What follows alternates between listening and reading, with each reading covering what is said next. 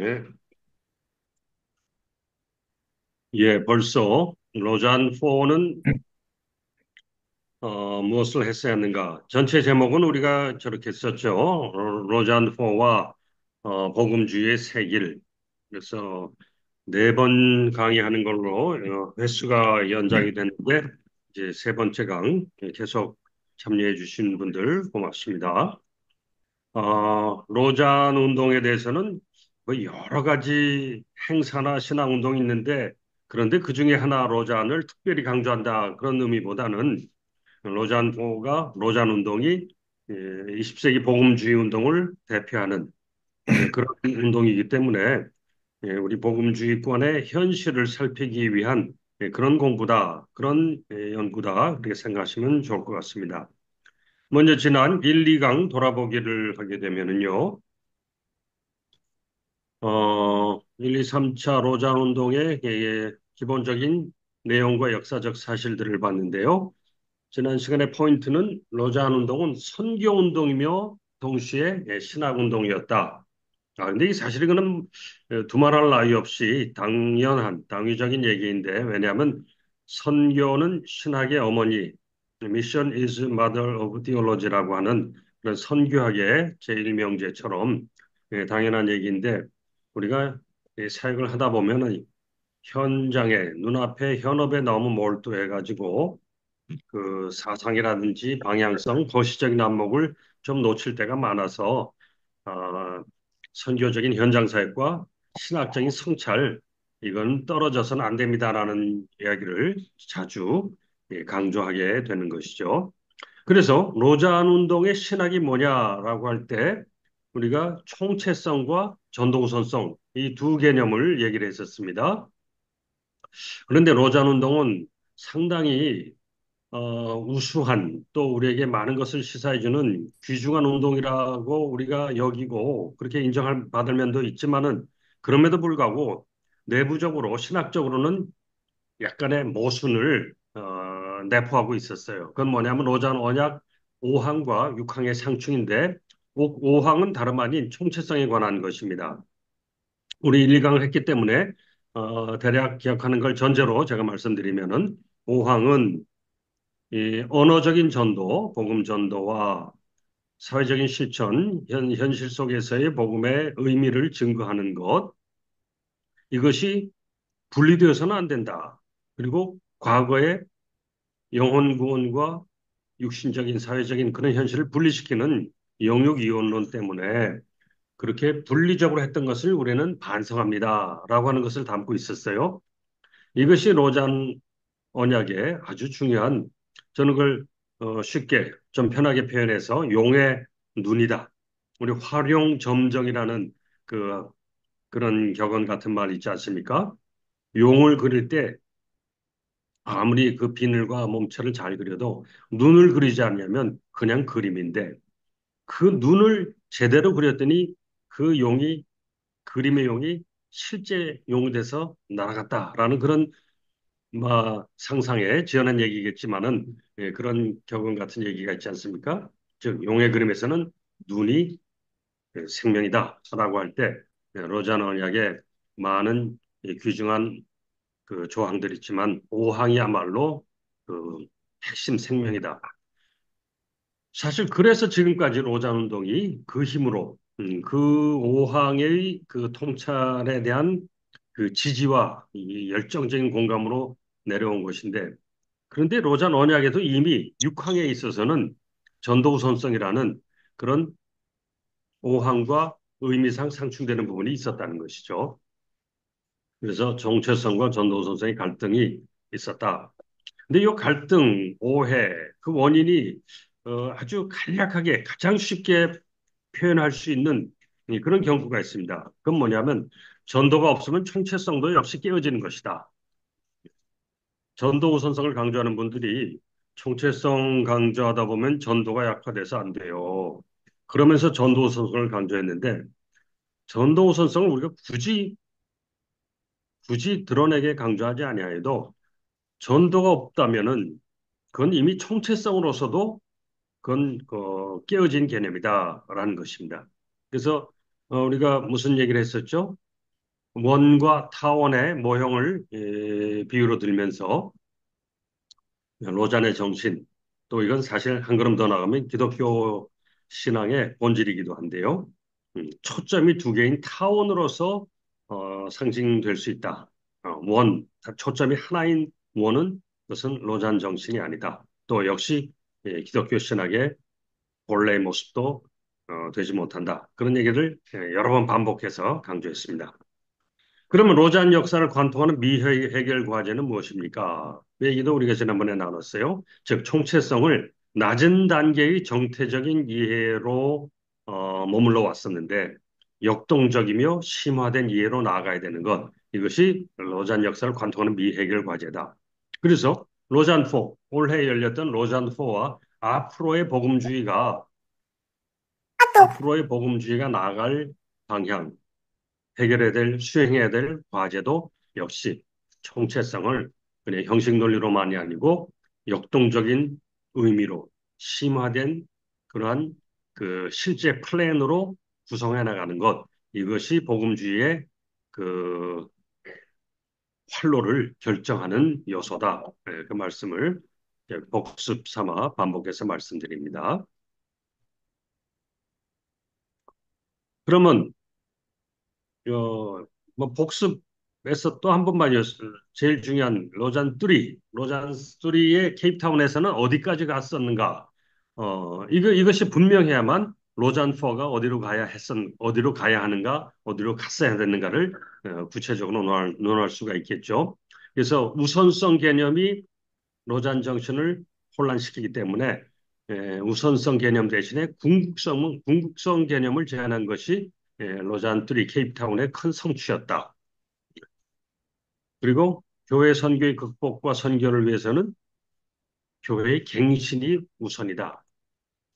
그래서 크리스 라이트가 HIS, H는 humility, I는 integrity, S는 simplicity, 정직함과 겸손함과 정직함과 그리고 검약적인 단순성. 이것 없이는 다른 모든 요소들이 에, 무용지물이 될 것이다라고 하는 그러한 제안이었는데 이것이 2010년 케이프타운 대회에서 가장 많은 그 조회수를 얻은 또 그 현장에서도 가장 큰 그 지지와 찬동을 얻은 그러한 제안이었습니다. 그리고 그다음에 우리가 선언문 같은 문서로 된 결과물만이 아니고요. 그 실제 그 참여자들 인간과 사건의 그 현실이 어땠는가를 그걸 봐야 우리가 신앙 운동의 그 리얼리티를 파악할 수 있는데요. 로잔 둘이 케이프타운 이후 2010년 이후에 로잔 운동의 그 지도 그룹에 아주 중요한 너무나 큰 변화가 있었다. 그 점을 얘기를 했었죠. 로잔 2010년에서 2024년 사이에 1974년 이래 20세기 동안의 로잔 운동을 이끌었던 지도자들이 다 소천하거나 은퇴하거나 다른 사역으로 떠나갔었습니다. 그렇기 때문에 로잔 4는 로잔 3까지의 그 성과를 제대로 살리는데 상당히 어려운 악조건이었다. 그거는 의도적으로 그럴 수도 있고요. 또 사람이 바뀌었기 때문에 그 전에 거에 대해서 잘 이해하지 못했을 수도 있고. 그래서 이번 로잔 4, 서울 로잔에서 로잔 3에서의 이루었던 그 성취가 계속 발전되고 심화될 수 있을까라는 우려를 갖고 우리가 로잔 4를 바라보기도 했던 것입니다. 그런데 그러면 이제 좀 유감스러운 면이 나타나게 되는 거죠. 자, 그래서 제가 요 중간에 자료로 하나 넣었습니다. 케이프타운의 선지자들. 이거는 케이프타운 대회에서 그 다수가 관심 갖지 않고 있던 그런 문제의식을 외롭게 인정받지 못하면서 외쳤던 두 사람의 중요한 인물이 있었다는 얘기를 투 케이프타운 프로페트, 두 사람의 케이프타운 대회의 선지자라고 하는 이런 문서가 나온 것 잠깐 그냥 어, 보여만 드리고 관심 있는 분들은 나중에 더 찾아보시거나 저에게 또 개인적으로 톡을 주시면 설명을 드리겠습니다. 이 포인트는 뭐냐 하면요. 케이프타운은 사우스 아프리카, 남아프리카 인종차별, 아파르테이드의 그 비극적인 유산을 갖고 있는 그런 나라에서 로잔 대회가 열렸는데 어, 로잔이 복음을 전해야 할 그 대상인 세계에 대한 세상에 대한 충분한 이해를 가져야 함에도 불구하고 이 아파르테이트의 역사에 대해서 무관심했다는 것, 그 점을 지적해 주는 사건입니다. 자, 그러면 이제 오늘의 본론으로 들어가도록 하겠습니다. 로잔 로잔 4는 무엇을 했어야 하는가? 첫째, 전 세계에서 무려 5천 명이나 되는 어, 그 사역자들이 아무래도 대부분 리더들이고 각 지역에서 각 단체에서 대표적인 인물들이겠죠. 그들이 모였다면은 뭘 해야 될 것인가? 모인 사람들끼리만의 즐거움이나 개인적인 그런 격려만이 아니고 현재 2024년 이 시점에서 세계 기독교의 상황이 지금 어떠한 상태에 있는가?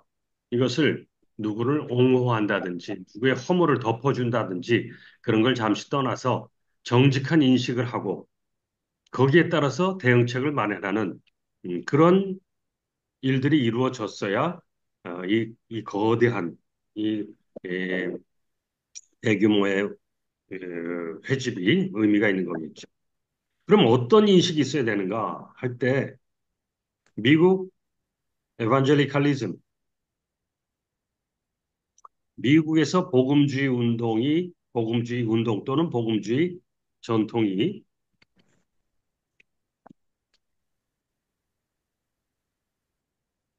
쇠락했는데 어느 정도 쇠락했는가? 여기에 대해서 대단히 정직한 진단이 필요한데, 이것이 충분치 못했다는 점을 지적하지 않을 수가 없습니다.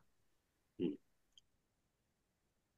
팀 켈러 목사는 2016년 현재, 2016년 당시 이미 미국에서 복음주의자를 가리키는 에반젤리칼이라는 말은 근본주의자라는 뜻으로 쓰이고 있다. 팀 켈러 목사님이 이 재작년에 70 몇 세로 돌아가셨는데 70년대 자기가 대학 다닐 때는 근본주의가 너무 완고하고 이원론이고 현실과 동떨어진 그런 신앙 패턴이었기 때문에 그 근본주의를 벗어나려는 운동으로서 에반젤리칼리즘, 복음주의 운동이 일어났는데, 그래서 그 복음주의자입니다라고 말하는 건 난 근본주의자가 아니에요. 라는 뜻으로 이해가 됐는데, 2010년대에는 복음주의자라고 그러면, 아, 그 사람들 완고하고, 자기중심적이고, 세상과 정치에 대해서도 당파적이고, 윤리적으로도 그렇게 철저하지 못한 당파적인 면에 치우쳐서 철저하지 못한 이런 근본주의자로 인정되고 있다라는 그런 분명한 진단을 제시한 바가 있습니다. 그래서 넥스트 복음주의가 좀 도모되고 있는데 여기에 대한 분명한 천착이라든지 해설이라든지 그 리액션 반응이 로잔4에서는 일어나지 않은 것이 참으로 유감스러운 일이었다. 둘째, 주체국이고 세계복음주의, 세계선교의 그 미국과 함께 양대 축을 이루는 한국교회도 역시 과거에는 그 성장 신화라고 할 만큼 성공적인 성장 역사가 늘 찬사의 대상이었는데 한국에서도 성장이 멈췄다는 건 알고 있지만 어느 정도나 어느 정도나 그 교세가 약화됐는가 이거는 사람들이 잘 모르고 있었죠. 그래서 한국은 청년층 기독 인구의 비율이 5% 미만의 피선교지 수준으로 내려갔다. 그렇기 때문에 한국도 이거 좀 심각한 수준이다. 그리고 동아시아 지역에서 한국 선교사들의 모라토리엄, 모라토리엄이란 건 선교사 파송 중지라는 걸 말하는 거죠. 어, 지금 선교의 패턴이 그 개정주의라든지 성장주의라든지 또는 피상적인 구제 사역 이러한 이때까지의 선교 패턴은 그 현지 기독교를 그 향상시키는데 도움을 주지 못하는 면이 많다. 이런 면에서 한국 선교사 모라토리움이 거론되었다는 것도 이것도 그저 잠시 어, 지나칠 그런 현상은 아니라는 것이죠. 그래서 이러한 현상, 중요한 심각한 현상들이 드러났다면 그것을 철저하게 분석했어야 할 텐데 역시 그런 면이 부족했다. 그런 면에서 로또는 무엇을 했어야 했는가? 이 점을 우리가 좀 논해 보려고 합니다. 자, 그러면 어, 우리 얘기의 그 순서가 무엇을 하지 않아서 아쉬웠어요라고 한다면은 그러면 어, 과연 실제로 뭘 했습니까? 이 질문에 우리가 답을 제시해 봐야 되겠죠. 여기에 대해서는 세 가지로 나눠 보는 게 필요합니다. 어떤 운동이라든지 어떤 신앙 전통은 너무 여러 맥락, 다맥락적인 것이기 때문에요. 우리가 생물학에서 식물들이 관다발이라는 거 있죠. 많은 그 맥락들이 그 다발을 이루듯이. 그래서 관다발, 즉 다맥락이라는 거기 때문에 어느 하나만 가지고 보면은 필연적으로 사람들의 의견이 엇갈릴 수밖에 없습니다. 이번에도 뭐 이미 많이 아시겠지만은 로잔포 너무너무 좋았습니다라고 하는 분들이 있는가 하면은 한편에서는 로잔 퇴행했어요. 이런 비평적인 발언들도 많이 나오고 그래서 이 장님들이 코끼리를 만지고 각자 자기 만진 거 자기의 범위 내에서 인식한 것만 가지고 논쟁하면은 답이 안 나오죠. 그래서 이 로잔 운동을 우리가 검토할 때 세 가지 면으로 보려고 했습니다. 첫째는 신학선언, 서울 스테이트먼트가 이번에 나왔죠. 신학선언의 내용은 어떻게 평가되어야 할 것인가. 그렇게 봐야 되고 또 하나는 이 대회로 모였으니까 뭐 신학자들, 선교학자들이 모여서 이거는 학술 회의를 한 건 아니지 않습니까? 맞습니다. 우리 처음부터 그랬잖아요. 선교 대회이며 동시에 신학 운동이다. 그러면 선교 대회, 1차적인 선교 운동으로서의 그 로잔 대의 역할과 의미는 뭡니까 할 때, 영어로 표현했습니다만, 임파워링은 힘주다죠. 격려해서 힘을 북돋움. 예, 북돋움이라고 이렇게 한번 번역해 볼까요? 북돋움, 격려. 그 다음에 커넥션. 커넥션은 서로 만남과 연결, 교제가 이루어지는 것. 만남.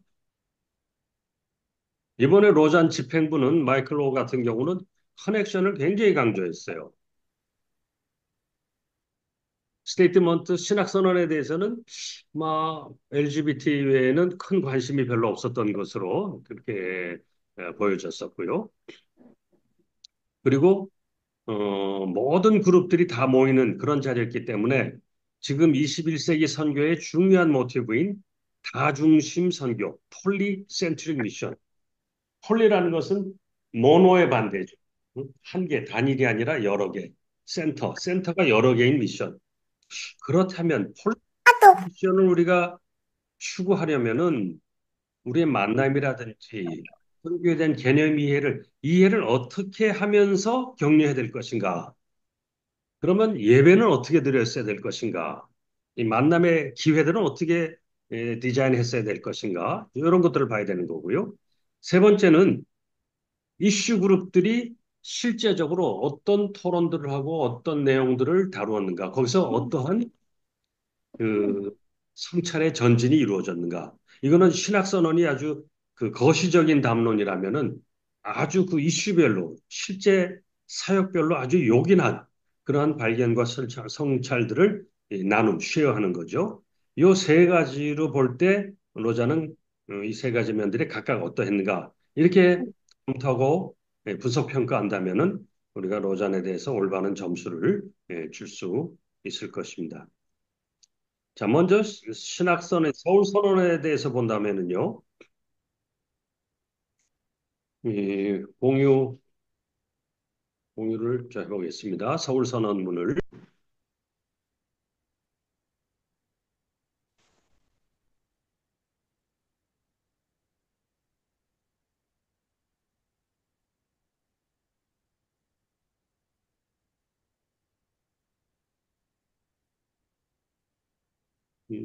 봄.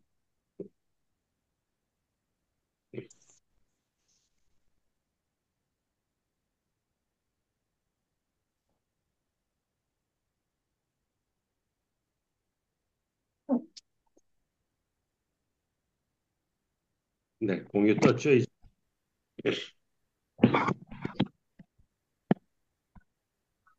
서울 선언문이 이번에 선언문 작성 과정이라든지 선언문을 발표하고 의견을 수렴하는 과정에서 상당히 유감스러운 면들이 많이 있었어요.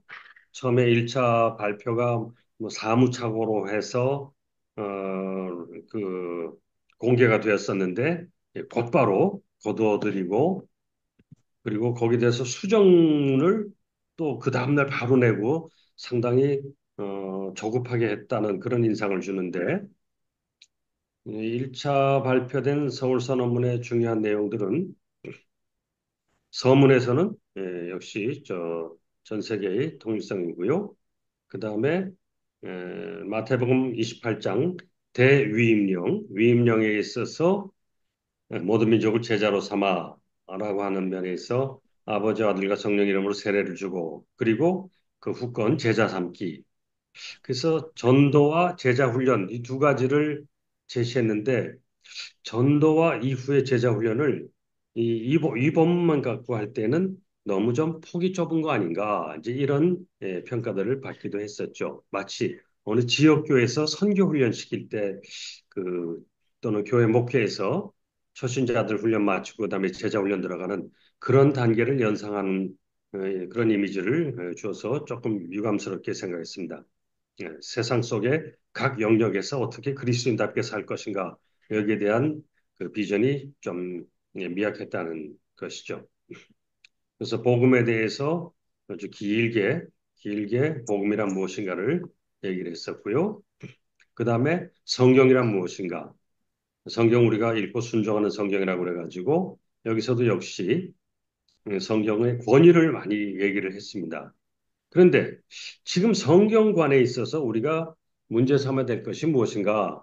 그는 사실 이런 비평적인 입장에서 볼 때는 성경을 하나님의 권위로 보지 않는 것 이거 가지고 논할 때는 이미 충분히 지나갔고 성경의 권위를 인정하되 성경을 그 토탈 스크립처 모든 성경 즉 모든 성경을 다 커버하지 못하는 그런 성경 읽기.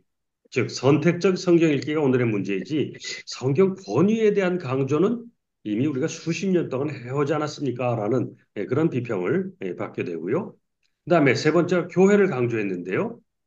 교회는 코비드 2, 3년 지나는 동안에 가시적 교회, 제도적 교회가 세계적으로 복음 집권에서 약화됐기 때문에 이 교회에 대한 강조가 주어졌다는 그런 설명이 있었습니다.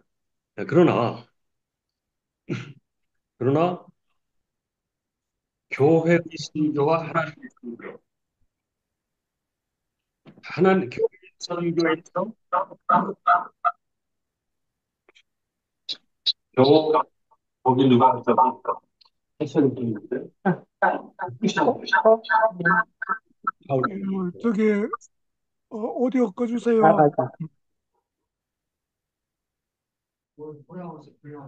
음, 예, 여기 저기 연구소에서 요 오프라인으로 같이 있는 분들이 지금 6분 있어서 약간 하울링 있었는데요. 예, 해결 처리가 됐습니다.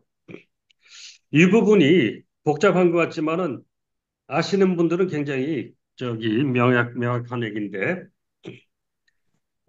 로잔이 50년 동안 진행하면서 큰 전진이 교회를 확장하는 것이 선교가 아니고 선교의 전부가 아니고 우리의 선교는 교회 제도적인 확장을 넘어서서 세상 속에서 하나님이 교회 제도의 울타리를 넘어서 행하시는 바 그것을 찾아가서 섬기는 것이 선교다. 예를 들면 이런 것입니다. 여성 선교사를 파송하는 것이 합당한 거 아닌가? 이거 화란 개혁교에서 한 1970년대에 그 총에서 수년째 그 합의를 이루지 못한 그런 안건이었다고 그럽니다. 그런데 그런 논쟁 속에서 들려온 소식이 뭐냐니까 이미 총회에서 그것이 안건으로 상정되기 벌써 50년 전에 화란에 어떤 여성 사역자는 이미 선교지에 가서 훌륭한 사역을 수행하고 있었다. 총회 사람들이 그 소식을 듣고 나서 교회는 아직 여성 선교사를 임명해서 공적 직분을 줘서 보내지 않았으나 하나님은 보내셨다. 그러한 큰 깨달음을 얻게 됐다는 거죠. 즉, 제도적 교회 확장이 아니라 하나님이 하시는 일을 깨닫고 거기에 참여하고 수발드는 것. 선교의 개념을 이렇게 진취적으로, 전향적으로 제도를 넘어서 개방적으로 나가야 된다는 그게 이제 하나님의 선교거든요. 그런데 이제 로잔포에서 교회가 중요합니다. 뭐 교회 모여서 뭘 해야 됩니다라고 하니까 그건 우리가 벌써 20년 전에 그 넘으려고 애썼던 그런 그, 울타리였는데 그 다시 그걸 강조하니 이거 좀 너무 좀 과거지향적 아닙니까? 라고 하는 그런 반응을 보이게 됐던 거죠. 그 다음이 교회, 복음 다음에 성경 다음에 교회, 그 다음이 어, 인간입니다. 그래서 인간론에서 우리 현재 생태라든지 창조교류의 회복 여기에서는 이제 하나님의 형상 거기서 초점을 두는데요. 여기서도 하나님의 형상은 인간됨의 본질이다 하면서 그 지금 한창 복음주의권에서 핫 이슈가 되어 있는 남성과 여성으로 창조된 그 인류의 존재 이렇게 너무 많은 비중을 뒀다라는 것이 비판자들은 좀 아쉽다는 것이고 반면에 지금 동성애 문제로 인하여서 너무 논란이 많은데 이때까지 어떠한 복음주의 대회보다도 명확하게 그 창조 질서에 대해서 천명해 준 것은 굉장히 귀중하다라고 하는 그런 두 가지 평가가 나왔습니다. 결혼과 독신에 관한 것 그리고 동성 성관계에 대한 기독교적인 이해. 근데 여기에서 1차 발표와 2차 발표 때 차이가 뭐였냐면 1차 발표 때는 동성 관계는 창조 질서에 위배되지만 그럴 수밖에 없는 사람들을 우리가 배려하고 너무 적대시하거나 소외시켜서는 안 됩니다라고 하는 약간의 배려를 표현했는데 그거를 그건 동성애를 너무 공감, 동조해 주는 것 같아서 안 됩니다라고 하는 그런 또 과격파들이 있어서 그 둘째 날, 둘째 날 그 수정안에서는 그것이 또 좀 빠지는 그런 결과도 나타냈습니다. 이게 인간론에서의 동성애에 관한 부분이 상당히 이렇게 많이 길게 나타나고 있는 거죠. 그 다음에 이제 제자도에서 이제 나오고 있고요. 자, 그래서 지금 그 다음에 뭘 봐야 되면은요. 그렇다면 이것이 본래 선언문이 나오면은 선언문을 가지고 전체 이슈 그룹이나 소그룹에서 다 토의를 해가지고 그 리액션들을 보내면은 신학위원회가 그것을 다시 종합해서 최종 정리를 해야 되는 것인데 어, 이번에 이 비평적인 리액션이 너무 많았기 때문에 대회 끝날까지 그걸 다 할 수가 없어가지고 아직 최종판은 나오지 못한 상태입니다. 그래서 제가 이번에 보려는 건 저것입니다.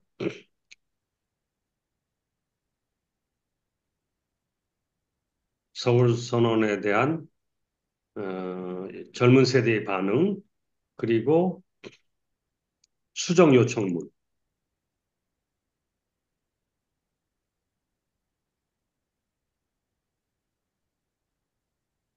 이건 우리가 조금 더 차분히 읽어보는 것이 필요할 것인데요. 음, 어느 분이 한번 읽어 주실 수 있을까요? 우리 온라인에 들어있는 분 중에서. 강창규 목사님 계신가요? 어, 잘 안 보입니다. 안 아, 보여서 읽기가 좀 뭐합니다. 그러십니까? 그럼 네. 다시 화면 공유 중입니다. 공유 시 중지하고, 음,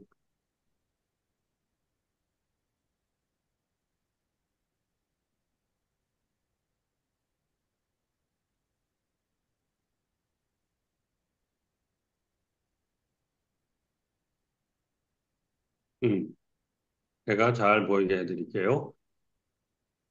이거 다시 이게 작아졌군요. 200 정도로.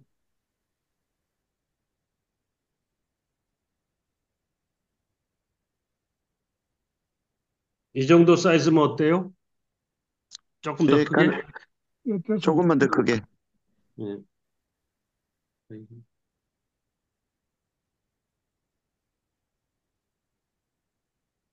와우.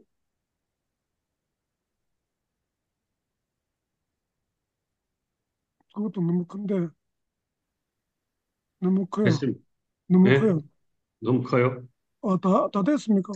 됐습니다. 다 들어갔어요. 동이 네, 다 됐네. 화면 다 들어갔어요. 이거는 의미 있는 것이 한국 참가단이, 한국 참가단이 아주 각별한 그 주도적인 역할을 해서 구성한 것입니다. 네, 한번 읽어 주십시오. 예.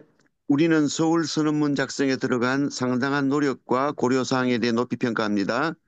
그러나 이 성명의 중요성 때문에 65명의 대표단이 자발적으로 모였다는 점에서 주목할 만한 수치입니다.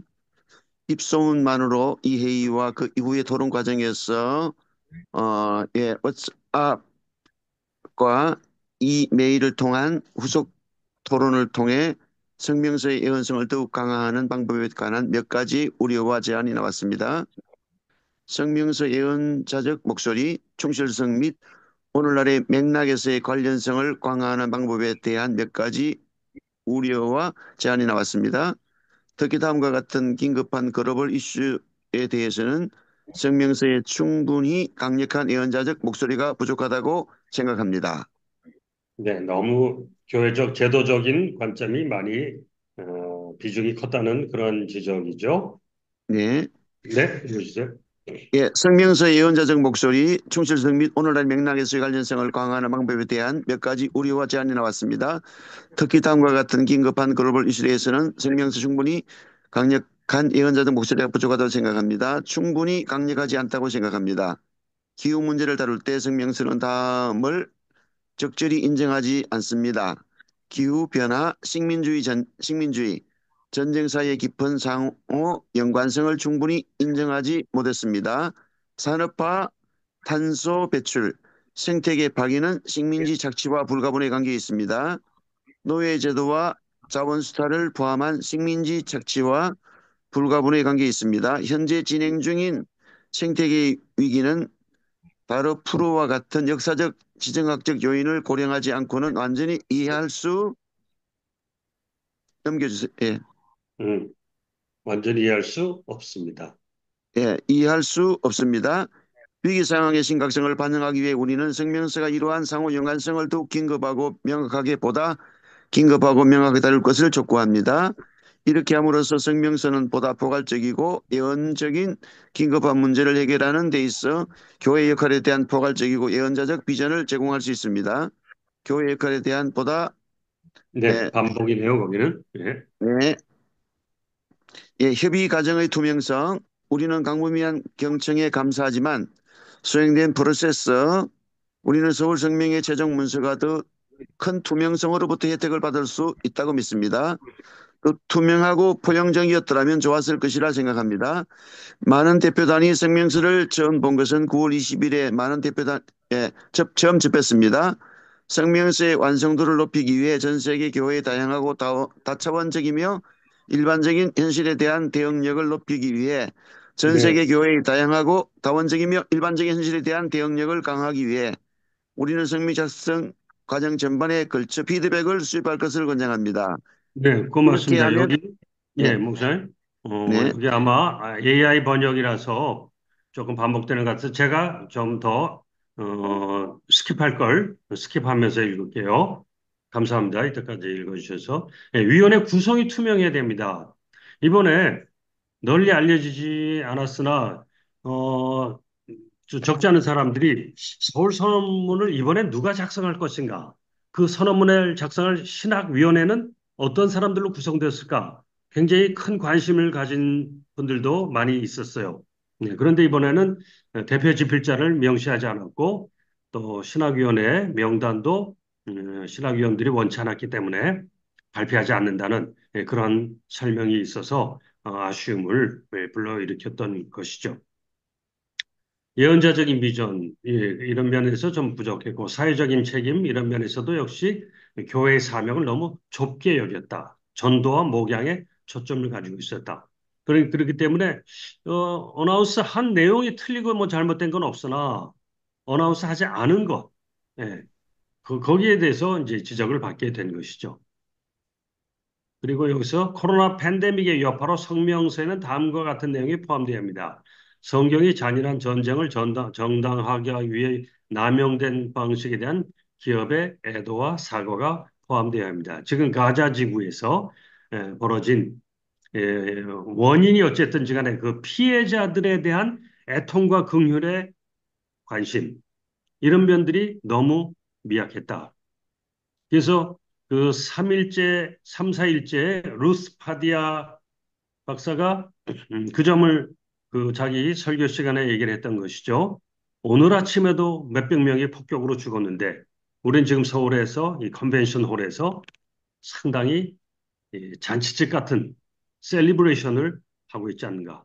어, 좀 애도하는 묵념이라도 해야 되지 않는가. 이제 그러한 유감을 표시한 적이 있었고 또 이 팔레스타인 전쟁에 그 종말론적인 성경 해석, 잘못된 성경 해석이 이러한 전쟁을 정당화시키는 그러한 기능을 하고 있는 것에 대한 우려도 지적이 되었고 여기에 대해서 또 다시 또 유대인들 유대인 출신의 그 기독교인들로부터 또 반론이 있었고 여기서 많은 그 혼란이 있었습니다.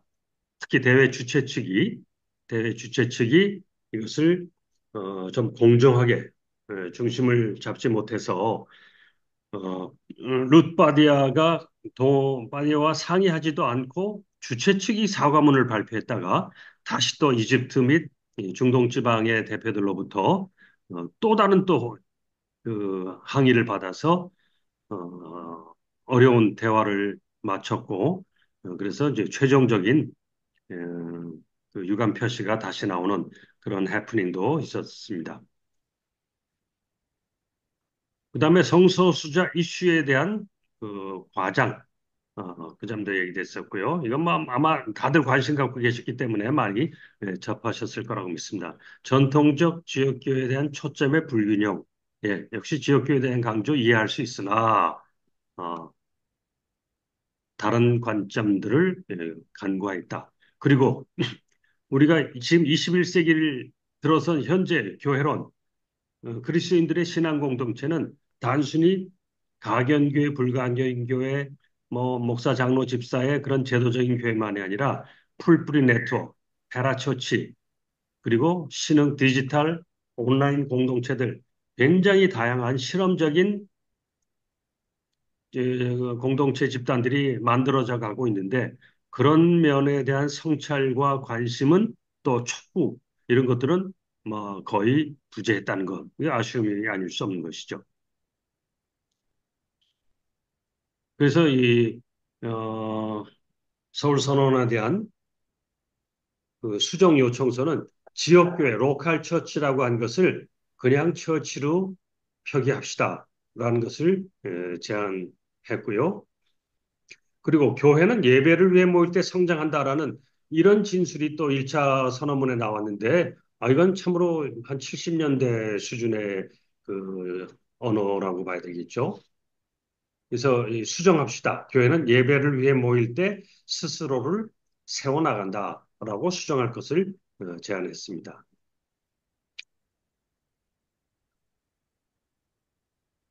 그리고 다양성에 관해서 다양한 지역적 예배 표현은 어, 우리의 이해를 풍부하게 해줍니다.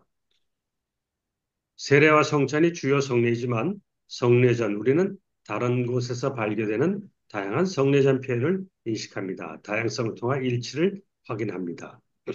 기술과 디지털 신학에서 놓친 기회. 여기에 대해서는 뭐 큰 이견이 없었을 것이고요. 다만 저기 역시 이번에 여기 기술 문제에 있어서도 AI가 생태계에 미치는 해로운 영향, 특히 자본주의와 사회 경제적인 불평등, 환경 파괴와 연관성이 충분히 다뤄지지 않았다. 즉, 기술이 사회적 현실과 어떻게 관계를 갖는가, 여기에 대한 인식이 역시 전통적 복음주의자들이 사회적 인식이 취약하기 때문에 그런 면을 여기에서도 드러냈다라는 점을 지적했습니다. 그리고 군비 산업에 대한 규탄을 추가할 것을 제안했습니다. 무기 제조 및 유통을 통해서 이익을 얻는 사람들을, 즉 세계적인 폭력을 지속시키는 사람들을 명시적으로 비난해야 합니다. 음, 그 외에 인종차별, 가부장제, 외국인 혐오에 대한 대처,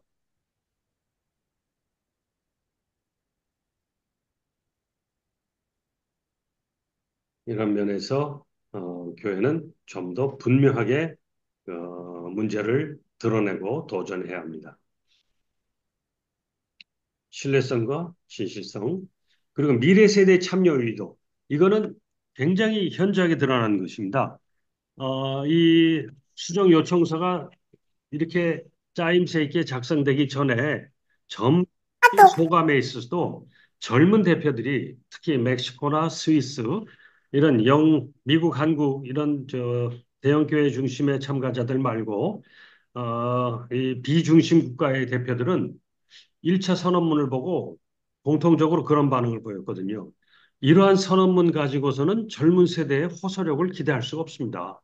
어, 젊은 세대들에게 좀 더 실험적이고 개방적이고 그들의 문제, 그들이 처한 사회경제적인 여건들, 그리고 앞으로 미래를 어떻게 만들어갈 것인가, 이 세계를 어떻게 미래 만들어갈 이 관심이 이처럼 미약한 선언문 가지고 어떻게 21세기 중후반부를 열어가겠습니까라고 하는 이 미래 세대의 그 반응들이 있었던 것이죠. 그래서 이 구항에서 수정 요청문 구항에서는 미래 세대의 참여 유도를 강하게 제안하고 있습니다.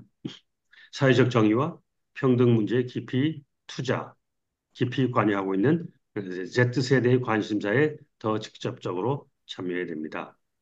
그렇지 않으면 교회는 그들과의 관계성을 잃을 위험이 있습니다. 인종차별, 기후변화, 탈식민주화, 경제적 불평등, 이거 가장 예민한 사람들이, 즉, 불이익당하는 편에서 가장 예민한 사람들이 이 젊은 세대들이기 때문에 그런 것이죠. 그래서 교회는 미래 지도자들을 위해서 세상에서 또 제도권의 그 관리 책임자들이 내지 못하는 선지자적인 목소리를 내야 한다. 최종 반영 뭐라고 그랬습니까? 진술의 전반적인 어조가 너무 딱딱하고 절제된 느낌이며 역동적인 움직임을 불러일으키는 데 필요한 생동감 있는 역동성이 부족합니다. 좁은 틀을 유지하는 대신에 크리스천의 설득력 있는 움직임, 액션을 장려해야 됩니다. 다양한 상황 속에서 복음을 적극적으로 구현하고 공유하는 크리스천들을 격려해야 됩니다. 네, 그러한 그 제안을 냈습니다. 여러분들, 이따 토론 시간에 제가 강의를 너무 길게 하지 않도록 하고요. 토론 시간에 이 내용들을 가지고 또 의견들을 말씀해 주시기 바랍니다.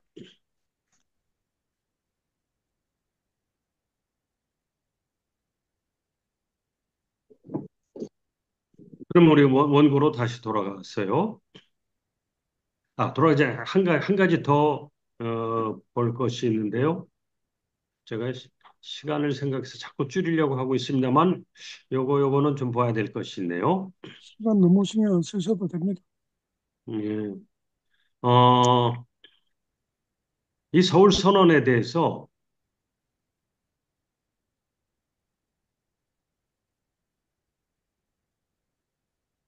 이 대회가 끝날 무렵에 다른 기독교 매체에 그 기고한 아티클이 있는데요. 로잔에서 파리의 발언들, 다수 세계 지도자들의 우려. 제목이 로잔 and the Voice of the Flies.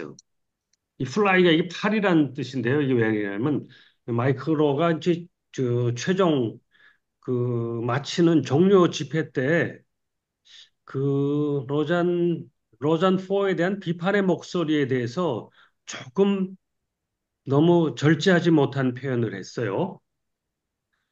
그 파리와 벌이 있는데 벌들은 향기로운 꿀을 찾아가지만 파리 때는 그 썩은 데를 찾아갑니다. 하면서 우리 로잔 4에 있어서 좋은 점들도 많은데 그 나쁜 점들만을 자꾸 얘기하는 그런 부정적인 비판자들은 파리와 같은 존재입니다라고 상당히 듣는 이들이 국제적인 모임에서 이렇게 커티지를 예의를 갖추지 못한 발언을 할 수 있을까 하는 그런 놀라움을 일으킬 만큼 그런 발언을 해서 이 일본의 IBF 카주사 오카야라고 하는 예, 일본의 IBF 간사인데요.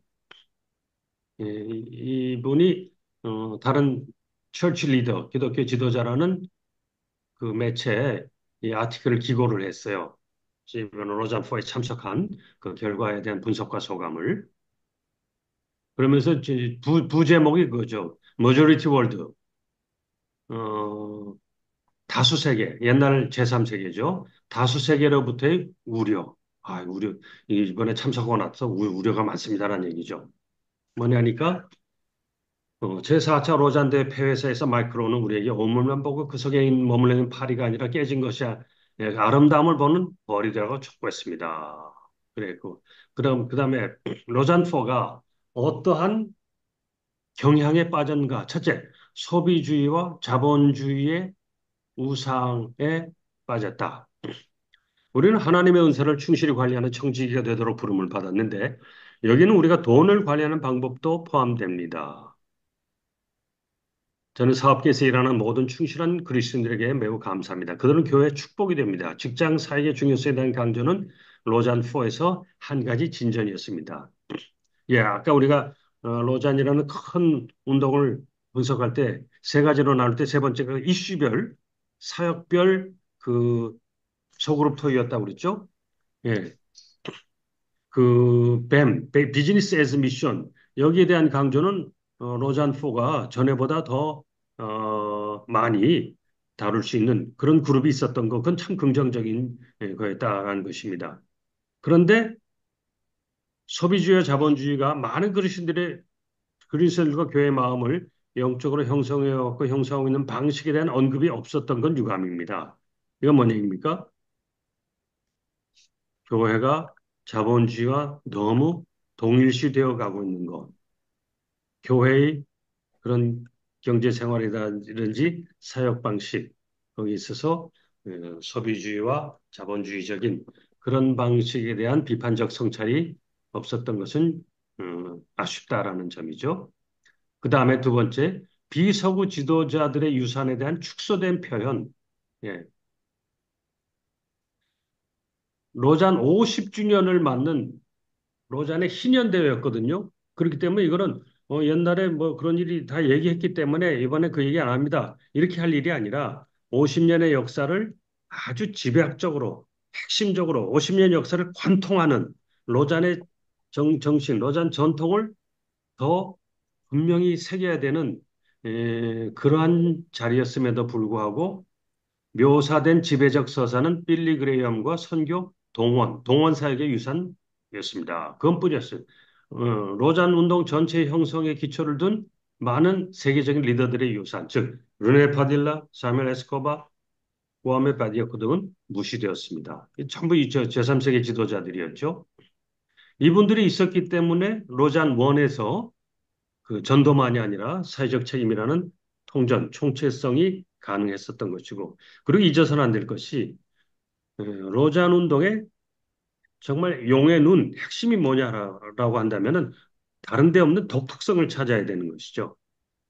전도우선성은 모든 신앙운동에서 늘 있어 왔던 것이고, 이 총체성이 그것이야말로 로잔에 대한 사람들의 관심을 불러일으켰던 것인데, 그러한 유산은 무시되고 필리그램의 유산만이 강조됐다는 것. 이거 참 아쉬웠다라는 얘기죠. 세 번째, 예배에서의 세계적인 대표성의 부족. 여기 쓰여진 대로 보면은, 이거 죄송합니다. 다시 글자가 작아져서 여러분들 잘 안 보이셨겠네요.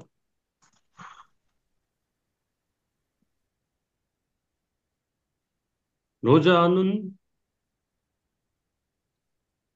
저는 게티, 여기는 이때 게티 밴드하고 한국의 아이사야 60일 밴드 두 밴드가 찬양 음악을 인도했는데요.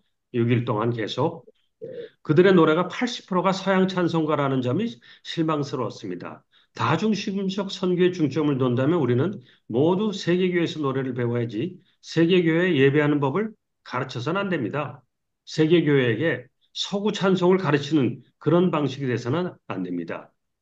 찬송이라는 것은 새 노래로 찬양하라는 그런 시편의 말씀처럼 하나님을 만나고 하나님의 역사에 참여하고 경험하게 될 때 그래서 우러나와서 형성되는 것이 찬송이기 때문에 각 세계 곳곳에서 어떠한 찬송이 형성되는가를 발표하고 나누는 기회가 돼야 된다는 것이죠.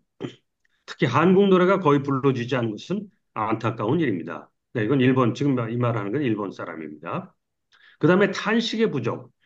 로잔4의 하이라이트 중 하나는 박해에 대한 이야기와 고통 속에서 하나님께서 일하신 방식이며 그 간증은 많은 사람의 마음을 움직였는데 그러나 우리는 결국 박해를 미워하거나 승리주의 속에서 고통의 현실을 흐려서는 안 됩니다. 탄식이 없는 희망은 속임수입니다. 부활의 기쁨은 십자가의 대가를 깨달을 때만 오기 때문입니다. 디지털 격차. 다음 세대를 생각할 때 우리는 디지털 세계의 발전에 더 주의를 기울여야 합니다. 회의는 종이 없이 진행되었고, 종이 자료가 안 나갔어요. 팜플렛들 이런 순서지 같은 것이 앱으로 나갔는데, 그런 면에서 기술의 잠재력을 보여주었으나 우리는 상당한 디지털 격차가 세계 그 빈국과 부국 사이에 존재한다는 것을 인식해야 합니다. 스마트폰을 소유하지 않았거나 인터넷 연결이 기껏해야 2G 그런 지역에서 온 대다수의 참가자들이 있었습니다.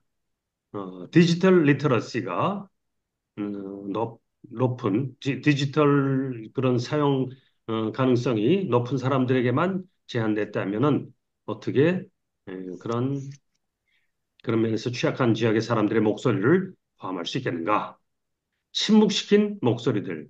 마지막으로 루스 파딜라가 컨퍼런스에서 받은 대우를 언급하지 않을 수 없습니다. 그는 설교 내용에 대해서 조직위원회가 동의 없이 임의로 전 참가자에게 사과 메일을 발송했다고 항의가 있자 다시 사과를 표명한 것. 아까 말씀드린 그 얘기입니다.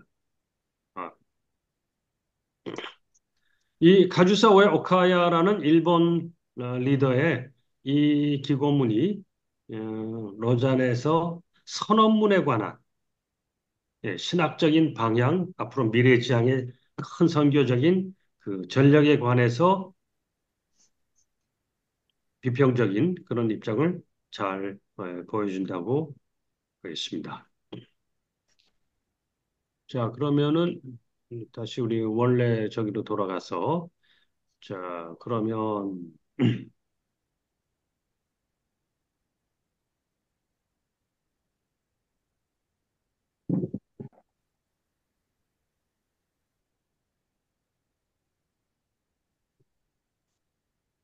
여기까지 봤죠?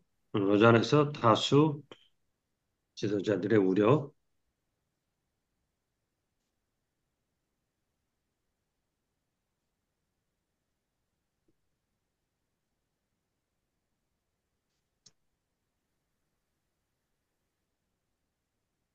글자 사이즈를 조금 줄여야 되겠네. 음, 네, 말씀해 주세요. 한꺼번에 다 안 들어오는 것 같은데, 네, 그럼 조금 줄이겠습니다. 조금만.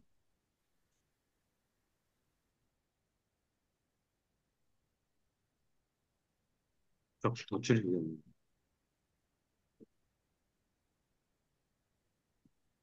한 150, 150 정도 하면, 이게, 이게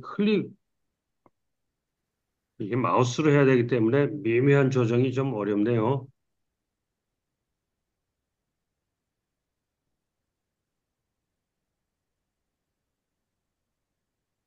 어, 그래도 크네.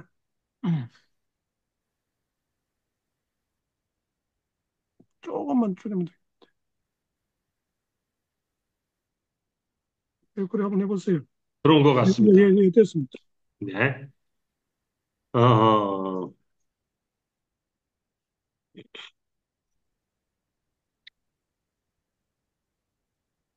그리고 젊은 층의 반응받고. 자, 그러면은, 자, 비평적인 얘기를 봤으니까는요. 비평의 주된 내용이 저기였잖아요. 로자는 미래지향적인 역할이 좀 인식이 취약했다. 그렇다면 로자는 미래지향적인 역할, 그걸 위해서 로잔 전통 안에서 복원되어야 될 것이 있다. 예, 우리가 지금 현재 로잔을 이해하기 위한 로잔을 하나의 그 플랫폼으로 움직이고 있는 그 마당에서 얘기하고 있으니까요. 로잔에서 미싱, 실종된 전통이 있다는 거죠. 그게 뭐냐면 회개와 개혁의 모티브. 또 하나는 급진적 제자도의 전통. 아마 로잔을 일삼아 공부하지 않은 분들, 이제 2020년대나 돼서 로잔을 알게 된 젊은 분들이라든지 전에 로잔과 관계 없었던 분들은 로잔의 회개 운동이었어. 또 로잔의 급진적 제자도라는 게 있어. 어, 한 재작년부터 로잔이 뭡니까? 라는 강의들이 숱하게 쏟아졌지만은 저도 많은 유튜브를 보았더니 많은 분들이 첫마디를 로자는 전도의 우선성을 추구하는 운동으로서 그러나 전도만 아니고 뭐 사회적인 참여도 하려는 그래서 균형을 일으키려는 운동입니다. 대부분이 그 내용으로서 로잔 소개 강의를 마치시는 걸 봤어요. 근데 이거는 사회적 참여가 낯선 나이 든 사람들에게는 그런 대로 의미가 있나 보다 하지만은 사회선교라든지 디아코니아에 대해서 너무 익숙해져 있는 젊은 세대들은 그런 게 로잔이라면 뭐 새로운 거 아무것도 없네요. 더 뻔한 거네요. 그래서 젊은 세대들의 로잔에 대한 인식과 반응할 때 로잔은 boring, 로잔 is boring, boring이라는 말이 지루하다 그런 얘기잖아요. 음. 그게 많이 지적이 됐던 것들입니다. 그럼 왜 그런가? 그럼 근데 왜 로잔을 붙들고 있는가? 로잔에서 지금 부각되지 않고 더 깊이 천착되지 않는 그런 요소이지만은 로잔 1, 2, 3까지 이때까지 로잔을 이끌어온 아주 중요한 전통들이 있었다는 거죠. 그게 회개와 개혁의 모티브와 급진적 제자도의 전통이라는 것입니다. 그럼 로잔이 도대체 무슨 어떻게 해서 회개 운동입니까? 이거는 아까 말한 케- 그 크리스 라이트가 케이프타운에서 제, 제2의 21세기 종교개혁, 21세기 제2의 종교개혁의 필요성이라는 이 HIS, Humility, Integrity, Simplicity, 거기서 어, 주장한 그것입니다. 로자는 처음부터 사회적 책임색을 복음 전도 분리시키며 소홀히 한 것을 회개함으로 시작했던 운동입니다. 또 로잔2에서도 국가 단위 관점에서 놓쳤던 국가라는 큰 단위에서 놓쳤던 미전도 종족에 대한 무관심을 회개함으로써 또 선교 운동을 강화시켰고요. 로잔 3에서는 방금 말씀드린 그 얘기를 했습니다. 이러한 맥락에서 입장문 3의 회개 조항은 이건 우리 한국 복음주의자들이 로잔을 향한 그 제안을 담은 그 입장문 말하는 거죠. 한국 교회가 돌이킬 것과 순종하지 못한 것들을 적나라하게 고백하며 이후에 지향해야 될 방향을 제안하고 있습니다. 예, 한국교회가 부끄러움을 감추지 않고 최근의 급격한 퇴행과 감소를 그대로 드러낸다면 사실은 전 세계 교회들이 다 비슷비슷한 그 어려움을 겪고 있어요. 박용호 목사님이 그 참가 소감에서 그런 글을 썼거든요. 아, 한국교회 지금 뭐 여러분들 앞에서 이렇게 자랑할 게 없고요. 이렇게 많은 그 연약함과 부끄러움이 있습니다. 그랬더니 그 외국 대표들이 한국 이 정도면 그런 겁니다 하면서 오히려 위로와 격려를 해주 해줬다고 이렇게 알려왔는데 물론 이제 그야말로 격려를 위한 그런 발언이기도 했겠지만은 다른 나라들도 역시 비슷한 곤경들을 겪고 있는 것이 현실이거든요. 그럴 때 한국교회가 그 돌이킴의 회개와 돌이킴의 그 앞자리에 서서 조금 더 유보함 없이 한국교회 실패를 조금 더 감추지 말고 드러내는 것이 필요하다. 그런 얘기인데 이때 제3일에 한국의 밤이 있었습니다마는 제가 볼 때는 한 2010년도까지의 현상을 표현한 것 아닌가. 2010년대에서 24년까지 더 심각한 퇴행이 있거든요. 그런 면들은 좀 살짝 드러내지 않은 것으로 그렇게 느껴졌습니다. 그다음에 급진적 제자도의 전통은 조금 새로운 내용이 될 것 같습니다. 로잔이 74년도에 1차 대회 때 남미 복음주의자들의 중심이 된 역할이 있었어요. 우리 흔히 존 스타트 역할이라고 말하는데 존 스타트의 IBF 제자들. 존 스타트는 영국 성공의 신부님이지만은 국제 IBF의 대표였기 때문에 전 세계의 IBF 네트워크에서 가장 존경받고 영향력 있는 분이었는데 남미의 IBF 사람들이 르네 바디아 등 이런 사람들이 존 스타트를 남미에 초청을 합니다. 이제까지 그 영미 유럽의 그러한 복음주의 갖고서는 남미 현실에 대해서는 답이 안 됩니다. 그런데 남미에서 뭐라고 그러면 자꾸 해방신학이라고 뭐라고 그러니까 직접 와서 남미를 살펴보고 우리를 이해해 주십시오 하면서 초청했는데 뭐 3박 4일 그런 게 아니라 무려 한 달을 남미 여러 국가들을 같이 다니면서 그리고 같은 IMF 동역자들이기 때문에 신뢰를 갖고 충분한 이해를 갖게 되었던 것이죠. 그래서 존 스타트가 이 남미 복음주의자들에게 로잔 대회 동안에 전체 설교라든지 여러 순서를 배정해 주는 그런 배려를 했고 그것 때문에 이 로잔 대회가 1차 대회가 빌리그램이 처음에 생각했던 것과는 다른 방향으로 더 풍성하고 더 다맥락적인 방향으로 나갈 수가 있었던 것이죠.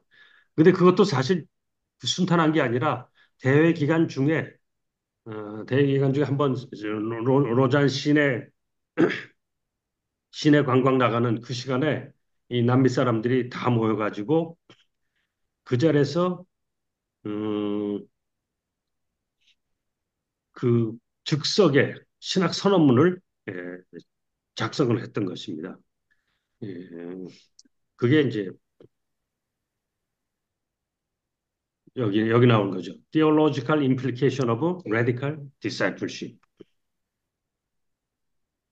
어, 급진적 제자도의 신학적 함의라는 우리나라는 급진적 제자도 선언으로 번역했습니다만 이것을 남들 저기 관광 가는 시간에 안 나오고 모여서 이 작업을 했던 것이거든요. 이러한 것들이 전체 분위기와 관심사를 선도해서 로잔 언약의 5항을 담대하게 음, 포함시킬 수 있게 되었던 것이고요. 그래서 존 스타트는 이때부터 전통적 복음주의에서 넘어가서 레디컬 디사이플십을 중요한 명제로 제시하게 됩니다. 존 스타트가 마지막으로 그 세상 떠나기 전에 남긴 마지막 책의 그 제목 타이틀이 레디컬 디사이플십이었거든요. 그래서 관행과 현상주의를 타파하는 급진성을 강조하고 이것이 이제 크리스 라이트, 그의 제자인 크리스 라이트에게 이어져서 그 케이프타운에서 그러한 급진적인 담대한 설교를 할 수 있게 되었던 것이죠. 그리고 이것의 연장선상에 만들어진 하나의 조직이 인페미트. 여러분, 요 인페미트를 좀 기억해 주시길 바랍니다. 인페미트는 International Fellowship for Mission. 뒤에 IT는 as Transformation. 국제적인 협의회인데요. 변혁으로서의 선교를 위한 국제적인 협의회. 이거는 존 스토트가 지원하고 이 남미 복음주의자들과 인도, 아프리카의 복음주의자들이 연대해서 이때까지 무슨 선교 대회, 무슨 뭐 세미나 가면은 전부 서구 사람들이 압도적 다수이기 때문에 왜냐하면 전문가들이 제3세계는 별로 없잖아요. 고등교육 받은 사람도 적고. 그렇기 때문에 서구 사람들이 너무 주도하니까 좀 제3세계 사람들끼리 한번 좀 모여서 우리의 아젠다를 발전시키자 해서 만든 건데 존 스타트가 지원하고 어, 구암의 베디아코라고 하는 인도 지도자가 또 후원해서 만들었는데 이것이 변방에 머물지 않고요. 아주 제대로 된 그 기관들을 부설하면서 발전을 합니다. 그게 뭐냐면 OCMS라는 거예요. 옥스포드 센터 for 미션 스터디. 미션 스터디를 위한 옥스포드 센터, OCMS. 그리고 이 신앙운동이 정말 콘텐츠를 가지고 힘있게 발전하려면 연구소와 훈련소가 있어야 되고요. 또 뭐 하나가 있어야 돼요? 출판사가 있어야 돼요. 네. 그 유명한 이 인페미트와 같이 태동된 출판사가 레그넌 북스라고 하는 그러한 선교 도서만을 전문으로 출판하는 출판사인데 아주 세계적인 그 선교학 저서들을 개인은 공짜로 읽을 수 있도록 개방하는 그런 방식으로 어, 엄청난 콘텐츠를 생산하고 있습니다. 80년대 후반에 만들어졌으니까 벌써 30년 가까이 레그넌 북스는 콘텐츠를 OCMS는 박사과정 또는 그 디그리 없는 훈련 과정 해서 연구 훈련 기관으로서 역할을 하니까 이제 인페미트가 점점 영향력을 갖게 될 겁니다.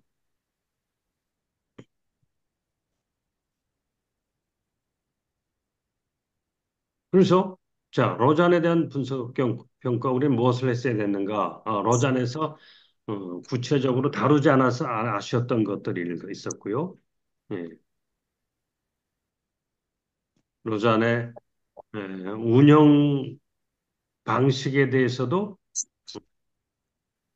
아쉬움이 있었고요. 예, 문건. 그러면 이제 아까 세 개 중에서 주로 저기 선언문 얘기를 많이 했잖아요. 그리고 임파워먼트, 격려와 그 북돋움 그런 면에서는 어, 좋은 효과들을 많이 누렸습니다. 그런데 거기서도 역시 아쉬웠던 것은 다중심 선교. 너무 예배가 예배가 은혜 받는 자리고 우리의 신앙의 영성적인 차원을 재구성하는 자리인데 거기에 너무 아쉽게 저기 서구의 음악만으로서 채워졌다. 그런 면이 좀 아쉬웠고요. 그다음에 세 번째 요거 제가 자료를 제공하기 하는 걸로 하고 잠깐만 말씀드리겠습니다. 이슈 그룹에 참석했던 분들이 아주 좋은 보고를 해오셨어요. 근데 다 보고가 들어오지는 않았어요. 그래서 두 가지 소개를 드립니다. 하나는 화해 reconciliation 화해 그룹에 보고하고 또 하나는 그 sexuality 성 문제에 관한 그 보고입니다.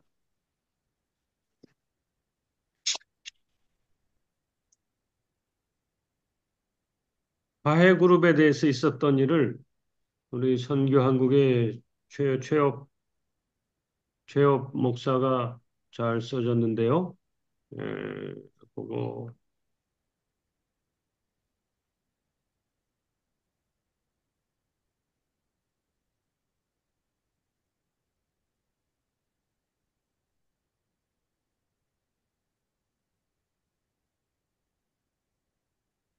그거 제가 자료로 보내드릴게요. 예, 화해주의가 사실 모호하게 느껴지지 않습니까? 예, 그런데 전도부터 그리고 신앙의 형성까지 그 우리 신앙의 전체 과정을 그 전도냐 제자 훈련이냐가 아니고 하나님과 화해라는 큰 개념으로 묶는 그런 신학적인 발전이 오늘날 매우 중요하게 요구되는 그런 내용들입니다. 그래서 그걸 보여드리고 오늘 여기서는 두 번째 저기 성문제에 관해서 신대학의 이한영 교수님이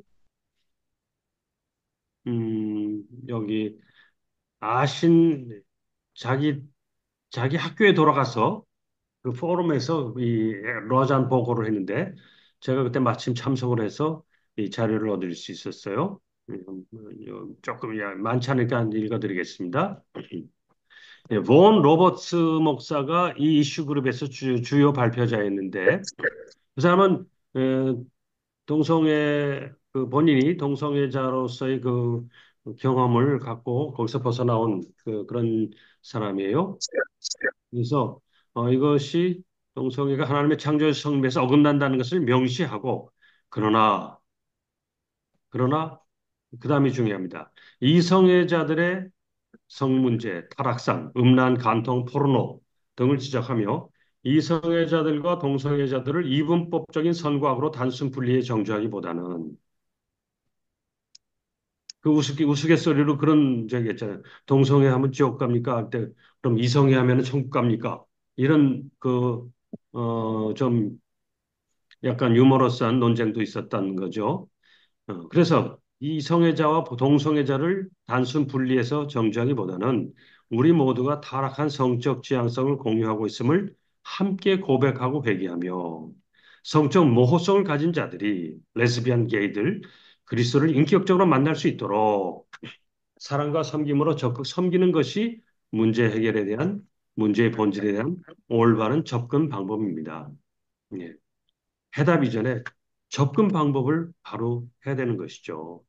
그러면서 또 이 문제를 다루는 사람들에 대해서 우리 이한영 목사님이 참 시사할 만한 얘기를 했어요. 어, 여기 있습니다.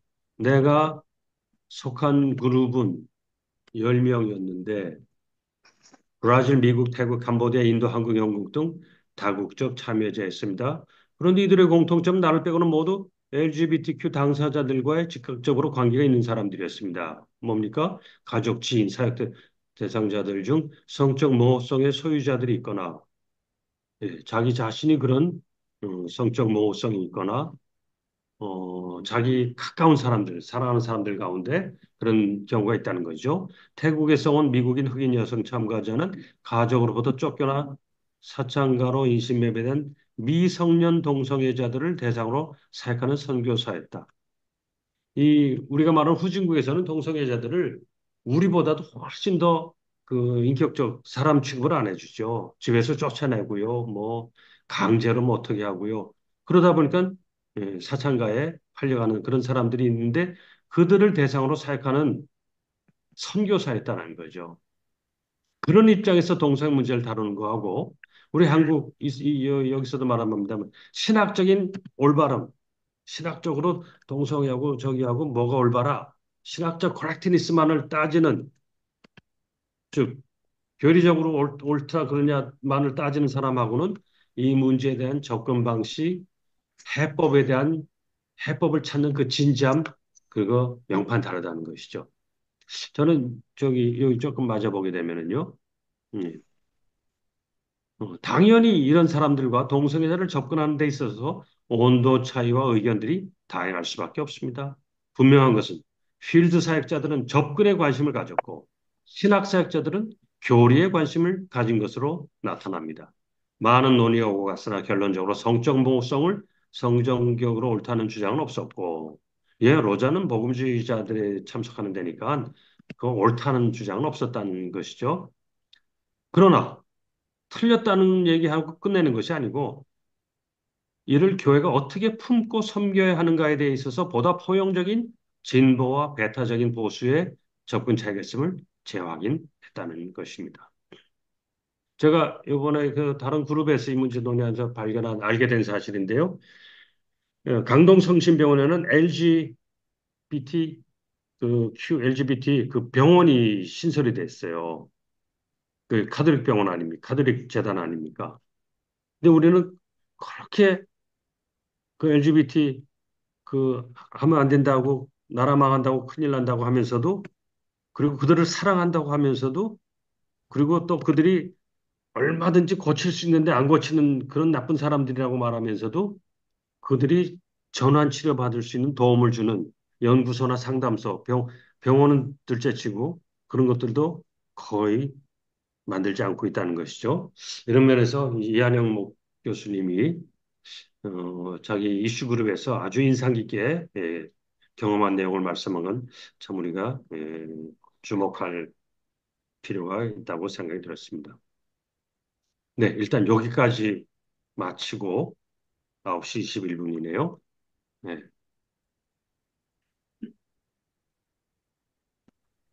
아유, 토론 시간. 수고 많으셨습니다. 자, 그러면은 마이크하고 모니터 좀 켜주실 분 켜주시고요. 또 질문이나 느끼고 하고 싶은 이야기 있으시면 같이 좀 나누면 참 좋겠습니다. 오늘 그래 김정환 선생님이 오늘 처음 이제 들어왔는데 CMF에서 좀 많이 들어왔으면 좋을 건데 좀 오늘 듣고 좀 어땠었는지 좀 이야기하고 싶은 게 있으면 마이크 좀 켜시고 마이크가 꺼져 있어요. 자기 소개 저는 간단하게 하시고. 제가 글을 다 썼습니다. 그냥 아, 그래요. 저번에 생각했던 것들을 음. 거기 뭐 이렇게 참고하시라고 그냥 간단하게 써봤습니다. 여기 채팅방에 썼어요? 네, 네. 음. 그냥 그러면 간단하게 읽어드리면은 요거를 나중에 단톡방에 단톡에 음, 만들 수 있나? 어쨌든 네, 뭐 나중에 좀 따로 좀 간단하게 예, 말씀드리면은 예.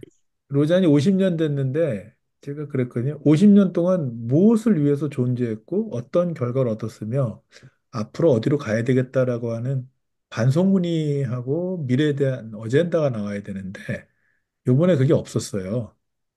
그러니까 뭐 기본적으로는 이대를 왜 치렀는가에 대한 근원적 문제가 등장하고요. 두 번째는 이슈를 잡기 위해서 2년 동안 전 세계 현장의 목소리를 담아냈다고 얘기를 했는데 의도와는 달리 현장의 목소리는 미국하고 유럽의 지원을 받는 제3세계 지도자들 목소리 혹은 미국과 유럽 사역자들의 목소리였어요. 그러니까 이해관계가 없는 그러니까 실제로 인디지너스 리더들 그 나라에서 자라는 리더들의 목소리는 철저히 배제됐어요. 그다음에 이 복음이라는 게 아픔이 있는 사람들, 질병을 겪고 있는 사람들, 뭐 소외를 겪는 이런 사람들을 이해하고 그들에게 복음이 증거되게 돼 있는데 이 현장이 마치 어떻게 됐냐면 제3세계 제3자가 바라보는 듯한 그러니까 이게 좀 무관심한 그냥 외부자가 그냥 에이, 쟤네들 이렇게 고생하는구나 뭐 이런 정도의 수준이었어요. 그러니까 1, 2차 세계대전 이후에 제3세계가 겪었던 이 폭압적인 제국주의에 앞서게 되었던 모순적인 정부, 체제 이런 데로 인해서 발생한 내전, 그로 인한 난민들, 가난, 발전하지 못한 거, 인권이 손에 훼손됐던 거, 뭐 이런 모든 것들이 그냥 쉽게 요즘 우리 젊은이들 말하자면 그냥 이걸 일으킨 범죄자인 유럽 국가들이 그냥 얼굴 완전히 철판 깔은 거예요. 우리 아무것도 한 거 없어. 그냥 그건 니네들 잘못이야. 뭐 이런 식으로 보는 거죠. 그다음에 이 러시아나 이 저기 지금 뭐 템포리 윈도우 얘기했는데 저기 템포리 윈도우 얘기하는 사람은 좀 싸우려고 그랬어요. 왜냐하면 템퍼리 윈도우가 왜 생겼고 종교적 거기 보면 거기가 영적으로 굉장히 공허지도가 되었다고 얘기하는데 그 이유가 왜 기후가 생겼냐면 기독교가 제국주의 역할을 너무나도 심하게 해가지고 그 지역 사람들이 이제 기독교는 보기도 싫어 그러고 다 쫓아낸 지역이에요. 그래서 기독교가 없어진 거예요. 별거 아니에요. 기독교가 착한 일을 한 게 하나도 없어요.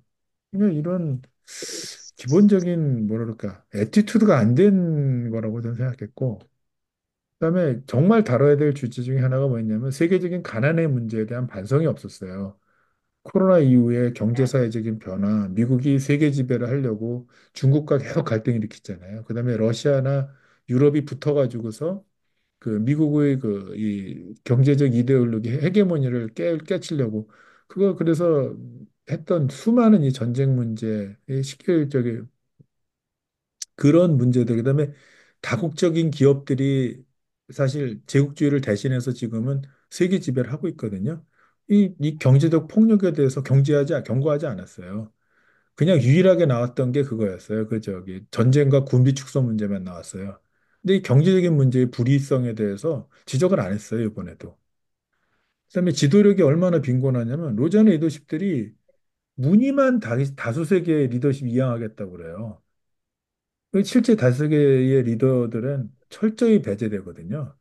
자기들과 이해관계 맞는 사람들하고만 이 팀을 만들어서 일하려고 그러니까 이건 말이 안 되는 일이죠. 또 환경 문제도 다루면서 200년간 유럽과 미주의 발전이 환경 파괴를 통해서 이루어졌거든요. 그 책임을 어떻게 제3세계로 다 지라고 그래요? 제3세계는 소비 시장이 되었고 그들의 저기 부를 만들어주는 식민지 역할을 했었는데 아니, 죄송하고 미안하면 그 기술과 환경을 회복시킬 수 있는 보건력이 있는 기술과 대안들을 거꾸로 공짜로 제공해주고 미안했다라고 얘기를 해줘야 되는데 그런 얘기가 없어요. 그러니까 철저하게 이게 아주 그냥 자본에 쩌든 그런 시대로 완전히 지금 이게 타락한 것 같아요. 그래서 저는 아주 로잔 대회를 부정적으로 이번에 경험했어요, 솔직히. 제가 운영하면서도 느낀 솔직히 굉장히 불만이 많았는데 이런 걸 논의할 자리가 별로 없었어요. 이사입니다. 예, 얘기를 잘 해주셨는데, 저는 뭐, 이제 누가 요즘 이제 관대를 잘안 하다 보니까, 그 이제 뭐 구조가 어떻게 돼 있는지, 어떤 사이트를 하는지 그냥 카톡만 보고 이제 그냥 대충 뭐 간만 내려잡고 있는데, 이번에 그 우리 누가회에서는 여기에 어떤 식으로 이렇게 사람들이 이게 참여하고 실제 무슨 어, 문서를 작성하고 하는데 이제 관여하고 이렇게 했는지 그런 게 좀 궁금합니다. 이번에 로잔 대회에 누가들은 많이 참여를 할 수가 있었어요. 그 왜 그랬냐면은 처음부터 이게 좀 잘못됐던 게 이 처음에 이걸 구성해 나갈 때 전문가 그룹에 의료하고 저기 이 뭐죠? 기독 변호사회가 이제 주도가 됐어요. 왜냐하면 이사진에 로잔의 이사의 두 분이 한 분은 우리 돌아가신 박사원 선생님이고 또 한 분이 기독 법률가의 우리 변호사님이시거든요. 그래서 두 분이 이제 이사를 맡고 계시기 때문에 거기 이제 그룹이 들어오게 됐는데 기독 법률가회가 이번에 빠졌어요. 이 로잔 대회 운영에 그 한국 측그 파트너로서 역할을 안 하겠다고 그랬어요. 하여튼 그건 이제 자세한 소식이 따로 있고요. 그래서 거기다가 이제 다른 이 이제 전문가 그룹이 들어올 수 있는 기회가 그러니까 이제 상대적으로 이제 의료 쪽이 많이 늘어났죠. 그래서 열 몇 명이 누가 해서 참석하게 됐고 그 다음에 이제 그 갈등을 좀 해결하려고 제가 중간에서 나서서 그 기독 법률가의 멤버들도 일부 다시 오게 시키고 또 우리 저기 기독 법률가 말고 이제 한국 그 성서한국 있죠. 그 저기 우리 선교한국 말고 음, 성서한국이라고 있거든요. 음, 이제 그쪽 분들을 대거 모시게 됐어요. 그래가지고 그분들이 다시 들어오면서 이슈 네트워크를 만들어서 이슈 네트워크에서 일을 하려고 계획을 짰는데 사실 이슈 네트워크가 한국에서 제대로 운영하기 어려웠던 건 본부의 이 일들을 맡아줄 분이 별로 없었어요. 그래서 이제 평신도들끼리 그냥 알아서 스타디해가지고 거기 이슈 네트워크 안에 들어가서 활동할 수밖에 없는 분위기였거든요.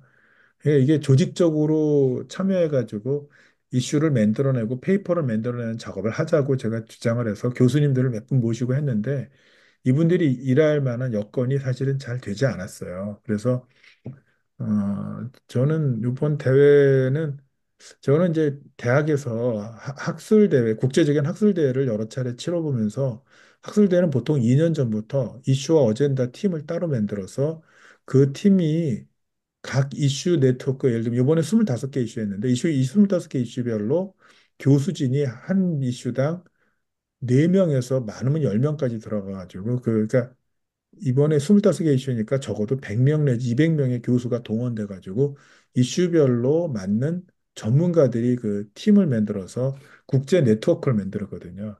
근데 이번에 사실 그렇게 일이 진행이 안 됐어요. 그러니까 이게 왜 이런 일이 생기냐면은 목사님들이 국제학술대회를 치러보신 경험들이 없거든요. 그러니까 국제학술대회라는 게 이게 말이 그렇지 전 세계에서 5천 명이나 되는 리더가 오는데 그분들을 모시고 대접할 만큼 학술적인 자료를 축적해서 대접을 해드려야 되는 게 주최국의 어떤 역할인데요. 그런 걸 하려는 의도가 없었어요. 그러니까 뭐 당연히 소홀해질 수밖에 없고 그다음에 제가 다른 이슈 네트워크는 모르겠지만 제가 참여한 이슈 네트워크는 그나마 미국하고 유럽에서 오신 분들이 조금 준비를 하긴 했는데 콘텐츠 면에서 너무 떨어졌어요. 솔직히. 왜냐하면 제가 챗 GPT 통해서 질문을 던지고 얻는 답변보다도 못한 정도 수준의 논의가 진행되는 거를 너무 많이 봤거든요. 그래서 이게 현장에서 리딩하는 분들의 목소리도 제대로 못 나오고, 그 다음에 초대받은 분들도 콘텐츠가 부족하다는 걸 너무 많이 느꼈어요. 그래서, 이건 우리나라만의 문제가 아니구나. 콘텐츠 부족은 전 세계적인 기독교가 모두 다 겪는 문제구나라는 거를 좀 이번 기회에 좀 알게 됐던 것 같아요. 예, 좀 거기 우리 김생님 이야기를 들어보니까 정말 우리가 같이 이야기를 나눠야 될 그런 것들이 많이 있는 것 같습니다. 근데 우리가 어, 그 사학을 잘 모르는 가운데에서 뭐 이야기하는 것도 많은 이제 한계는 있는데 우리가 다음 한 번 더 이제 2주 뒤에 한 번 더 이제 요 마지막 모임이 있는데 그때 좀 더 구체적인 그런 걸 이야기를 좀 할 수 있는지 모르겠고요. 그래 할 수 있으면은 나름대로 어, 제가 생각할 때 김창완 선생님이 지금 여기 올린 거라든지 그런 걸 종합적으로 해가지고 전체적으로 한번 그 살펴볼 수 있는 그런 어떤 자료 또 그런 기회가 있으면 참 음. 좋겠다 이런 생각이 드는데 이미 좀 그런 걸 좀 작성해놓지 않았나 하는 그런 생각도 들긴 드는데 그 아니, 작성까지는 안 하고, 음, 제가 좀 답답했어요. 왜냐면은 이게 우리나라만 겪는 문제인 줄 알았는데, 음, 미국이나 유럽 사람들도 대해 보니까, 보통 저희가 이런 대회를 치려면 세 가지 지표를 갖거든요. 구조 지표, 과정 지표, 결과 지표 세 개를 놓고서 이 팀을 구성하고 어떤 구조와 어떤 과정을 거쳐서 무슨 결과를 만들겠다는 게 이미 저 준비 과정의 서류에 다 나와요. 2년 전부터. 그래서 그걸 놓고 연구해가지고 나온 결과를 발표하는 게 쉽게 말하면 학술대의 결과물이거든요. 근데 그 2년 전부터 이런 준비가 국제 로잔에도 다 준비가 없었어요. 그러니까 저는 참 세상에 이렇게 국제적인 대회라고 하는 거를 이렇게 준비하나? 하는 생각을 너무 많이 가졌거든요. 그러니까 이제 저도 과학적인 음, 우리가 학술 대회를 준비하는 사람 입장으로 보면 이번 대회는 초보자들 대회예요, 거의. 그러니까 거의 학술대회하고 얻을 게 비교하기는 좀 없었다라고 봐도 힘든 과언이 게 아니에요. 네, 이 학술 네, 대회는 딱 그게 딱 포커싱이 딱 돼 있잖아요. 돼 있는데 네, 네, 이거는 뭐 제가 이제 오영훈 목사님 이제 거기 오늘 이제 세 번째 했는데 저도 뭐 로잠 그 대회에 대해서 이제 개념이 별로 없는 사람이에요. 그런데 네, 이야기를 쭉 들어보면 이게 누가 주최를 하며 이게 역사가 네, 좀 오래됐잖아요. 그러게 이제 네, 멤버가 바뀌고 이제 그 이야기 다 나왔잖아요. 정경현 네, 선생 돌아가시고 그러면 이게 성스를 어떤 기관이 있어가지고 네, 그게 이제 숫자가 뭐 어느 정도 어느 나라에서 이제 모여서 이렇게 해야 되는지 그런 거는 하나도 이제 모르는데 이게 워낙 그 대회 규모가 사이즈가 크다 보니까 또 다양하고 그 이제 모이는 사람들이 또 네, 그게 신앙도 보수적이고 진보적인 거 뭐 이런 것뿐만 아니라 워낙 그 다양한 네, 사람들이 모이기 때문에 이걸 하나 오가니제이션 하는 것 자체가 이거는 뭐 보통 일이 아닌 것 같아요. 그러면은 거기에 관계되는 그런 사람들을 이제 어 미리미리 다 준비해 가지고 그 역사적인 이런 것도 다 이해를 하고 해가지고 네, 대회를 잘 치를 수 있도록 이제 어떤 네, 아까 이야기했던 이제 과정을 잘 이렇게 만들어가고 그러면서 앞으로 또 이제 어떻게 할 것인지 아까 다 이야기를 다 하셨잖아요. 이제 그런 것까지 다 해야 되는데 저는 뭐 로잔에서 뭐 어떤 이야기 나왔다는 그런 내용밖에 모르지 실제 그 굴러가는 행정적인 차원에서 어떻게 돌아가고 있는지 이런 거는 우리가 잘 모르죠. 그러니까 이제 이런 모임을 통해서 이제 비하인드 스토리를 들으니까 아 이런 일이 있었구나 이런 문제점이 있구나 이렇게 이제 알고 단지 사람들이 이야기하는 거 잠시 그냥 끝으로 보고 이제 느끼는 거 아주 이제 일부 또 아주 이제 아주 파편적인 어떤 그런 이야기들만 이제 듣다 보니까 전체적인 그 그림을 그리기가 상당히 이제 힘든 거죠. 그래서 A라는 사람 이야기 들으면 또 이렇고 B라는 사람 이야기 들으면 또 저렇고 또 C는 또 다르고 이제 이런 그 문제가 있기 때문에 우리가 앞으로 뭐 로잔을 뭐 걸머쥐고 이렇게 할 그런 것도 아니지만은 이제 우리가 좀 나름대로 기독교 상당히 그래도 지금까지 성장해왔고 지금 많은 이제 좀 위기 상태이고 하지만은 우리나라에서 지금 이제 주최를 한다고 했을 때 그런 거를 오래전부터 이렇게 계획하고 이래 했어야 되는데 특히 우리나라 어떤 그 국민성이 좀 이게 조직적이지 못하고 또 좀 임기응변적인 이런 게 강하고 하다 보니까 뭐 그런 면도 있지 않는가 그런 뭐 추측은 하는데 어쨌든 거기 그, 어, 돌아가게 하는 그 핵심되는 그런 그 멤버라든지 어떤 구조라든지 어떤 조직 이런 게 진짜 잘 돼 있어야 이런 큰 대회를 치는데 큰 문제 없이 이 진행이 안 되겠나 이런 좀 생각은 듭니다. 그냥 저는 뭐 제3자의 입장이라 해야 되겠나 그런 입장에서 볼 때 그 정도밖에 이제 생각이 안 되거든요. 그래서 이거는 그러니까 우리가 다음에 현장에서, 예, 예. 그거를, 그러니까 준비 과정부터 쭉 제가 2년 전에 이거 이제 처음에 박상은 이사장님, 박상은 선생님이 이사로서 저한테 이거를 부탁해가지고 전문인 팀을 만들고 하는 데서부터 로잔 대회 치르는 것까지 제가 다 봤던 사람으로서는 한국 교회에서 맡은 역할은 뭐였냐면 그냥 대회 치르는 역할이었어요. 콘텐츠를 만드는 역할이 전혀 음, 아니었어요. 어, 이 콘텐츠 만드는데 고민하는 역할을 제대로 했으면 음, 페이퍼가 50개가 나와야 되거든요. 적어도 음, 4, 음, 50개가. 음, 그러니까 그럴 만큼의 역량을 한국 교회에 없는 게 아니에요. 있는데 안 쓴 거죠. 냉정하게 말하자면. 그러니까 그게 문제인 거지. 음, 이 한국에 뭐 신학자가 없나요? 뭐 이론가가 없나요? 뭐 활동가가 없나요? 이거를 조직화시키려고 하는 노력이 진짜 힘이 많이 드는 일이거든요. 그러니까 힘드는 일은 별로 안 한 거예요. 그냥 돈으로 때워서 할 수 있는 일을 한 거예요. 대회를 저는 국제 대회를 여러 번 치러본 사람의 입장으로 보면 쉽게 이지고잉이었어요.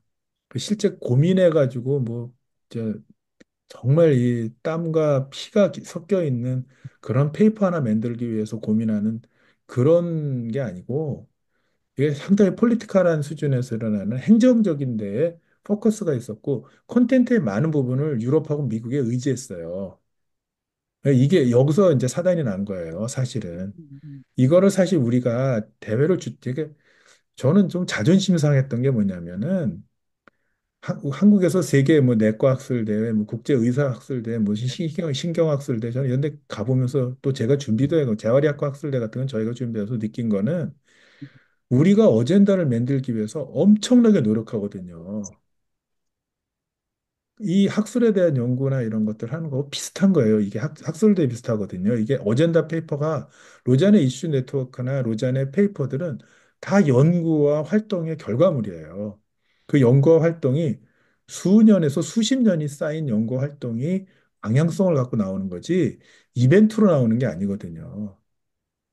근데 이 대회를 이벤트식으로 진행하는 사람들이 따로 필요해요. 왜냐하면 대회는 대회이기 때문에 이벤트로 진행하는 팀이 필요고 한쪽에서는 그 이벤트 속에서 컨텐츠를 담아내려고 하는 그룹이 노력해서 만들어내는 결과물이 있어야 되는데 아쉽게도 이 컨텐츠 만들어내는 결과물에 대한 연구가 너무나도 부족하고 음, 음. 질이 낮은 거예요. 있다고 그래도. 그래서 이게 부족하다고 제가 느끼는 거죠. 그게 이제 근본적인 문제는 제가 볼 때는 리더십의 문제가 아닌가 이런 생각이 일단 들고요. 그 다음에 이제 똑같죠. 뭐 전 세계 어디나. 예. 그 다음에 이제 그 조직의 문제, 이게 효율적으로 이런 일을 치를 수 있는 그런 조직이 이제 잘 돼야 되는데 제가 저도 말씀드렸지만은 이 대회가 이게 국제 대회고 워낙 이게 다양한 그런 사람들이 모이고 또 생각도 다양한 생각을 가지고 신학 자체도 워낙 그렇죠. 이름이 넓고 하니까 네. 이게 이제 진짜 어려운 문제인 것 같아요. 제가 볼 때도 그냥 혹시 또 다른 분 좀 이야기하실 분 있으면 예, 예, 김정희 목사님. 예, 김창원 선생님 반갑습니다. 네, 반갑습니다. 예. 그리고 우리 오 목사님 이렇게 연거푸 좋은 강의 해주셔서 고맙고요. 네, 고맙습니다. 제가 뭐 오래전부터 저도 이 로잔에 대해서 나름대로 좀 관심을 갖고 특히 그 총체적 선교, 전인적인 복음 이런 쪽으로 추구하는 것에 대해서 굉장히 그 고무가 됐었고 제가 목회 현장에서도 로단 그 선언문을 교인들에게 소개해 주면서 우리가 이런 방향으로 가야 된다 하면서 참 이렇게 참 열변을 토한 적이 있습니다. 그래서 이번 한국 대회에 물론 제가 지방에 있고 뭐 또 여러 가지 사정상 별로 이렇게 도움을 드리지는 못했지만은 로잔 대회가 과연 어떤 그 신학적인 베이스를 가지고 가는가 이것을 보니까 이번 서울 대회는 기대할 게 하나도 없구나 그런 생각이 솔직히 들더라고요. 왜냐하면은 벌써 이것이 솔직히 좀 거칠게 말씀드려서 틀려먹은 것이 뭐냐면은 처음에 이걸 시작하려고 할 때 서울의 모 교회가 로잔이 빚을 꽤 많이 졌는데 그 저기 저 뭐 600만 달러인가 얼마인가를 한 교회가 다 돈을 내 가지고 그 행사를 치러주겠다 이런 식으로 처음에 접근했다고 그래요. 그 로잔 그 집행부가 처음에는 고민을 많이 했다고 하더라고요. 그냥 고민했다는 것 자체가 벌써 저는 불만이에요. 고민할 필요도 없이 거절해야 돼요, 그것은.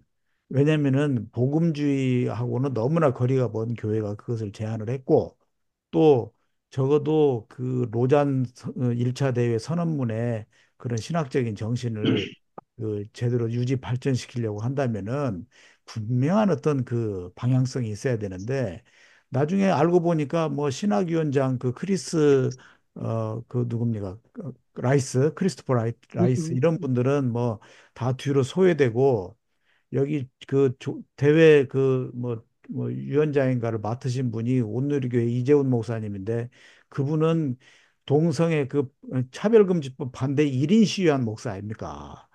예. 이제 그런 그 전혀 신학적으로나 어떤 성소수자 문제에 대해서 정말 너무 그렇게 무식한 작자가 그 대회를 이끌고 이렇게 하니 로잔 대회에서 과연 무슨 좋은 게 나올 수 있겠습니까? 그래서 제가 오 목사님께 강의를 쭉 들으면서 아, 역시나 그랬구나. 또 다른 분들한테도 이야기를 들어보니까 참 그 비하인드 스토리는 참 처참하더라고요.